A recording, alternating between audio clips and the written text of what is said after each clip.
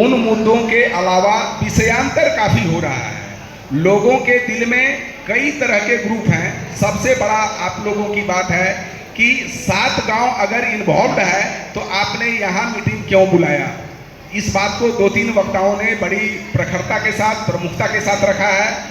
जिन बातों पर हम लोगों को ध्यान देना है कि अगर जैसे एक वक्ता ने काफ़ी विरोध के साथ इस बात को रखा कि मधुबन गांव में क्यों नहीं रखा गया, अन्य गांव के लोग, लेकिन जो संख्या अभी दिखा रहा है इसके अनुसार काफ़ी लोग उपस्थित हैं। आप लोगों के बीच मतैक्य नहीं है कि प्रोजेक्ट किस रूप में चलेगा। और एक सबसे अहम मुद्दा जो आप लोगों ने उठाया फॉरेस्ट के कटिंग का। दूसरी बात आपने लिखा कि हम लोगों के बच्चे कहाँ जाएंगे अगर हम अपना ज़मीन दे देंगे।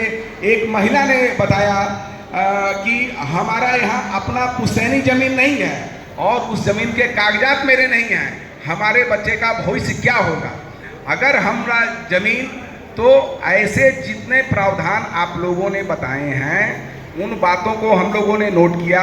आपके विरोध को भी हमने जाना और आपके पक्ष वाले लोगों को भी बात सुनी गई है।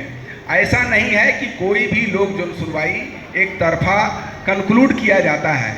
जब भी लोक जन सुनवाई होगी तो 2 वे कम्युनिकेशन होता है। और मैंने यहाँ बहुत सारे लोगों से मिला, उनकी भावनाओं को भी जाना है। उनका कहना है कि लोक जन सुनवाई के लिए जिस रूप से हम लोगों को सूचना दी गई है उसका व्यापक प्रचार प्रसार होना और ऐसे जगह पे रखना चाहिए। लेकिन चूंकि मौसम की कुछ ऐसी करवट ले रहा है यहाँ झारखंड में, आयोजक ने जो स्थल का चयन किया है वास्तव में ये थोड़ा सा गर्मी और ठंडा के मौसम के बीच जो आंधी तूफान का दौर है उसके चलते इन्होंने रखा है। एक एक बातों को हम लोगों ने नोट किया है। आपका विरोध जिन मुद्दों पे है उसको आपको लिखित रूप से देना चाहिए और मैंने अपने अंचल अधिकारी के माध्यम से आपको कम्युनिकेट भी किया है कि जिन जिन बातों पर आपका विरोध है आप लिखित रूप में अपना विरोध दर्ज करेंगे। उनको भी अगर प्रोसीडिंग बनता है तो उसको भी उसका पार्ट बनाया जाएगा। ऐसी कोई बात नहीं होगी जिसमें आपकी बात को नहीं माना जाए। क्योंकि जब भी कोई भी प्रोजेक्ट चलेगा तो बिना पब्लिक के कंसेंट के, उनकी स्वीकृति के कोई एक दिन का प्रोजेक्ट नहीं है कि आपको हम इग्नोर करके और काम कर लेंगे और हमारा काम हो जाएगा। ऐसी बात नहीं है।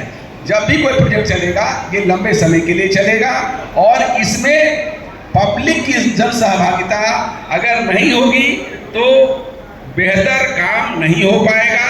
क्योंकि कोई भी कोल प्रोजेक्ट ये भारत सरकार के महत्वाकांक्षी प्रोजेक्ट में से एक है जहां से कि कोयले निकालने की क्षमता के बारे में बताया गया है। 1.5 MT कोयला यहाँ से निकाला जाएगा। टोटल इसकी कालावधि 67 साल बताई गई है। तो एक पीढ़ी के बाद दूसरी पीढ़ी भी इन चीज़ों को झेलेगा। इसके लिए बेहतर है कि आज ही इन चीज़ों का आप अपने से समाधान कर लें। मेरे दिमाग में 2-3 बातें हैं जो मैं आपके सामने रखना चाहता हूँ। पहला है